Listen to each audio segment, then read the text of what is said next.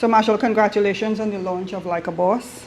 Thank you. This incredible documentary captures your life as an artist over 40 years. So let's go back to when you started. What did 7-year-old Machel envision for his life back then? And does this moment celebrating your work feel like you fulfilled that? Well, thank you for that. But does a 7-year-old have a vision? I think a lot of them today, I can see a few having that. But I think at 7, I was in wonderment. I was in intrigue. You know, I was intrigued by the records that were in my house, which was Bob Marley and Lionel Richie and two singles in particular. Right. Blondie, The Tide is High, and The Double Dutch Bus. And I loved the sound of these records, something about the soundscape. And you know, The Tide is High was kind of Caribbean, but yet pop. So those things interested me, and I started to like musical instruments and those things, and I got those as presents. And that went on to, you know, my mom just asked me if I wanted to go for singing lessons and the choir and then calypso competitions. So I really didn't have a vision, but quickly I knew I loved the music world and I wanted to be in a band and I wanted my friends around. I wanted to be behind the scenes, but I quickly learned that the action is up front. So my vision was to become very skilled at doing that. Right. And, you know, the goal was to play for our friends at their birthday parties. Right. Everything else just came. And what it was for me was being willing, being open, being adventurous enough. And I think, you know, it started to come quickly. Madison Square Garden, 1984. You know, only 2 years in the business. So it just went on from there. Right. So you've gone from being in Pampers, a child prodigy, to performing on world stages. At what point did you realize that you were no longer just representing soca music, but carrying the responsibility of Caribbean culture itself?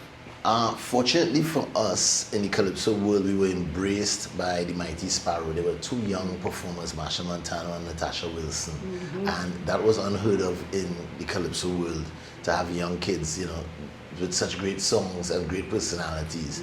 And we went on tour all across the Caribbean, you know, early. But somewhere, even at 11 or 12, you know, my mind started to ask, where are my peers? And I wouldn't see young people on the front lines. I'll see the elders clapping us on and, you know, saying, good kids, good kids. But when I found my peers, they were in the clubs listening to things like Tainted Love and New Edition and, you know, pop music and hip hop music and R&B and, you know, even reggae. And I felt this immediate responsibility, you know, well, I have to help them or make them like their own culture. Right, so right. what is the issue? And early at that point, I knew what my purpose was. And I felt like it was, you know, I loved traveling the Caribbean. I immediately felt like my home was in every Caribbean island. And that's what I should do with this culture, bring the young people in. Like a Boss documentary doesn't avoid the painful chapters of public scrutiny of setbacks, even the real Unity stage collapse. How have those moments reshaped your understanding of resilience, and did they fundamentally changed you as a man and as an artist? Some of those low moments really took me beyond this being just about music and about success. You know, music and success, you want it to zoom out and get wide and become broader. Right. Those moments really made me zoom in and look inward even and become really small. And I had to start to understand that there was more to success than being famous or being rich or being successful musically. It really had to deal with knowing yourself, knowing what you stood for so that you wouldn't fall for anything. I had to find a connection to a higher purpose or to a higher being. And, you know, that set me on a journey throughout different types of religion. You know, I was Catholic. I started to study Buddhism and Rastafarianism, and I was looking for it everywhere until I realized, you know, this is about really seeking to find that inner voice and that inner strength and become a better human being.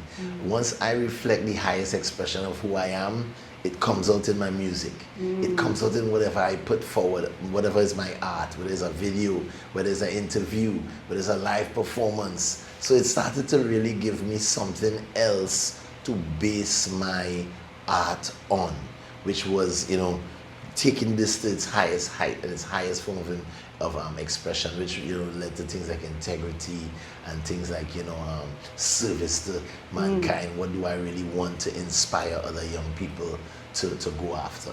And you know, those low moments really had to happen to push me to another level. And you've certainly done that. You mentioned in a previous interview that you wanted folks to connect to the spirit of the documentary. Can you kind of elaborate on that for those who are yet to see it?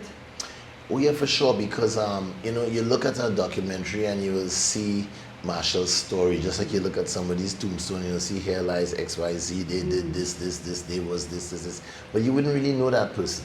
To know that person, you have to experience them, how they laugh, how they cry, you know, how hard they work, what are the things they say, what do they do in certain situations. So I felt like, even though people will watch the roadmap of Machel winning road marches, which is one of the main focal points of the documentary, because Like a Boss was such a big road march win for us that year, and all the way to 2025 when we won with Party, just on the verge of winning the 12th road march title with Encore.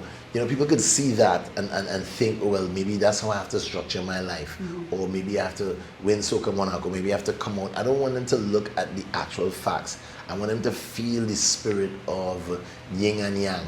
You know, when I had to retreat and when I had to come forward, what did I do? And, you know, I want them to understand that there's also a spiritual journey moving from music to yoga. And from, you know, marriage, from rock star to marriage and settling down. And these things I want to invoke, you know, consideration. I want people to consider that spiritual path in life. It's something more than the physical things or the tangible things that you could decide to follow or choose to emulate. There is something you can find that is the essence of being, that leads you to your essence. I love it.